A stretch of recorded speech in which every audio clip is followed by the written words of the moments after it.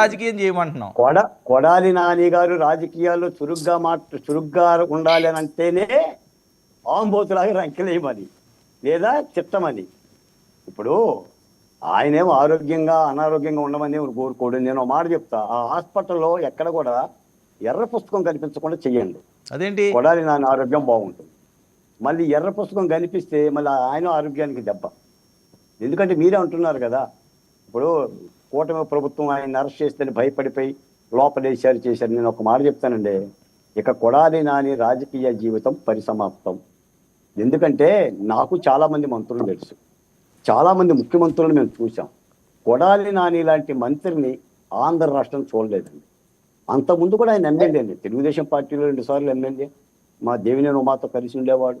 నా ఊరు కంచికిచర్ల, నా ఊరు సర్పంచ్ గద్దే ప్రసాద్ ఆయనకి ఎన్నో ఆర్థిక సహాయ సహకారాలు చేశాడు. కానీ వైఎస్ఆర్సీపీలోకి వెళ్ళిన తర్వాత జగన్మోహన్ రెడ్డి గారు అండ చూసుకొని వీర విహారం చేశాడు. కాబట్టి